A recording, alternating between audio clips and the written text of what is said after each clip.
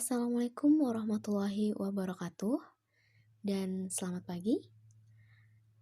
Kembali lagi ya bersama Ibu di sini. Apa kabarnya hari ini anak-anak? Semoga tetap dalam keadaan sehat selalu ya.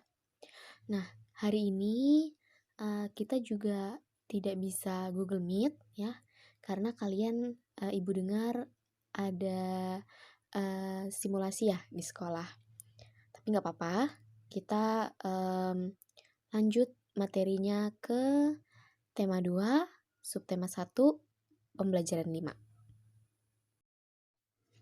Nah, sekarang coba kalian buka buku mozaik kalian di halaman 30. Nah, di situ kalian akan menemukan teks yang judulnya Tangga Nada Diatonik Minor. Nah, kemarin kan di pelajaran sebelumnya, kalian kan sudah belajar tentang tangga nada diatonik mayor. Nah, sekarang kita akan belajar tentang tangga nada diatonik minor. Nah, jadi tangga nada diatonik minor adalah salah satu tangga nada yang tersusun oleh 8 not. Nah, not apa saja itu? Yaitu not A, B, C, D, E, F, G, A, atau not La, Si, Do, Re, Mi, Fa, Sol, La. Nah, ciri-ciri tangga nada diatonik minor itu ialah yang pertama, bersifat sedih. Kemudian yang kedua, kurang bersemangat. Nah, ini tentunya berbeda ya dengan tangga nada diatonik mayor yang sebelumnya kalian pelajari. Nah, tangga nada diatonik mayor kan sebelumnya dia bersemangat gitu kan ya lagu-lagunya. Nah, sedangkan di tangga nada diatonik minor ini lagu-lagunya itu bersifat sedih dan kurang bersemangat. Nah, kemudian biasanya diawali dan diakhiri dengan nada La atau A.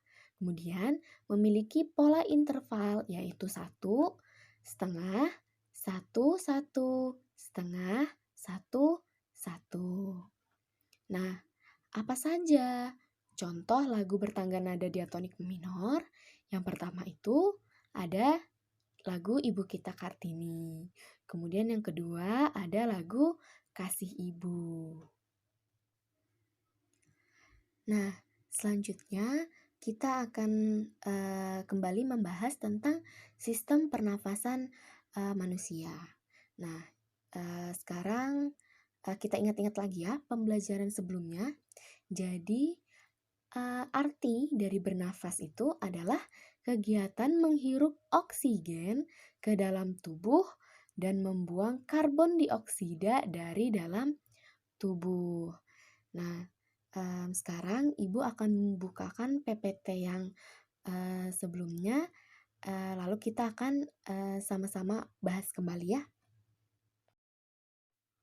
Nah, ini sudah Ibu bukakan ya PPT yang pertemuan sebelumnya. Nah, jadi ini adalah gambar sistem pernafasan manusia. Nah, jadi udara itu masuk melalui rongga hidung. Nah, di rongga hidung ini ada bulu-bulu halus yang gunanya untuk menyaring kotoran yang masuk bersama dengan udara. Nah, jadi kotorannya itu nggak ikut masuk ke dalam paru-paru nantinya.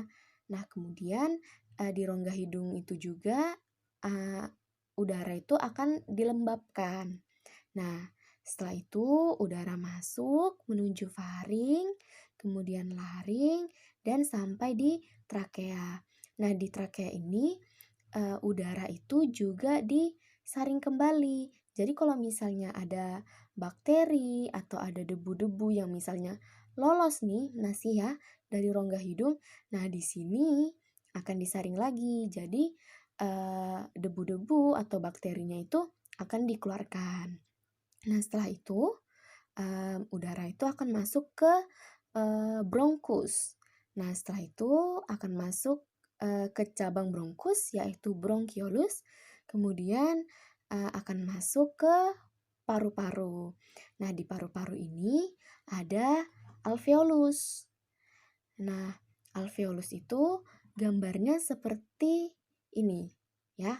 Jadi dia mirip seperti buah anggur.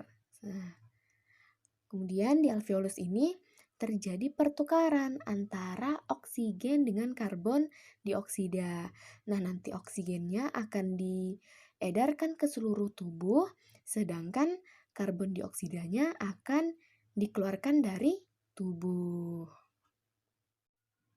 Nah, sekarang kita akan kembali ke materi hari ini. Jadi, kegiatan bernafas yang kita lakukan itu tentunya memerlukan kekuatan otot. Nah, paru-paru mengembang dan mengempis itu melalui gerakan otot antar tulang rusuk dan diafragma. Nah, berdasarkan gerakan otot tulang rusuk dan otot diafragmanya, pernapasan itu dibagi menjadi dua jenis, yaitu pernapasan dada dan pernapasan perut. Nah, jadi apa itu pernapasan dada?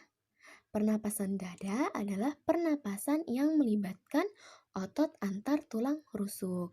Nah, jadi pada saat udara masuk atau fase inspirasi, nah tulang rusuk ini yang garis-garis ini itu akan terangkat dan membesar. Nah, kita bedakan ya. Nah, ini kan dia nggak besar ya, kecil gitu tulang rusuknya. Sedangkan yang ini tuh besar. Nah, kenapa hal ini bisa terjadi? Karena pada saat proses inspirasi atau saat udara masuk, paru-paru di dalam tulang rusuk ini mengembang gitu. Jadi dia tulang rusuknya ikut terangkat gitu dan akhirnya dia membesar. Nah, sedangkan pada saat udara keluar, ini paru-paru ini mengempis gitu sehingga rusuknya pun akan turun. Seperti itu. Nah, kemudian pernapasan perut itu adalah pernapasan yang melibatkan otot diafragma. Jadi fokusnya adalah otot diafragma. Nah, pada saat udara masuk, paru-paru ini kan mengembang. Nah, sehingga rongga dada ini kan juga akan ikut membesar. Nah, sehingga diafragma ini menjadi rata. Nah, sedangkan kalau udara keluar, ini kan rongga dada dia mengecil dan paru-parunya mengempis. Nah, diafragmanya ini akhirnya dia melengkung ke atas karena paru-parunya kecil. Nah, bedakan dengan ini yang pas udaranya masuk, karena dia paru-parunya mengembang, otomatis ada tekanan di sini. Jadi udara itu mendorong diafragmanya untuk turun sehingga diafragma yang aslinya melengkung akhirnya jadi rata karena ada tekanan dari paru-paru yang mengembang tadi. Nah, sedangkan di fase udara keluar ini kan paru-parunya mengempis. Nah, karena tidak ada tekanan jadinya diafragmanya melengkung. Nah, jadi yang perlu kalian perhatikan adalah jika pernapasan dada, maka yang terlibat adalah otot antar tulang rusuk.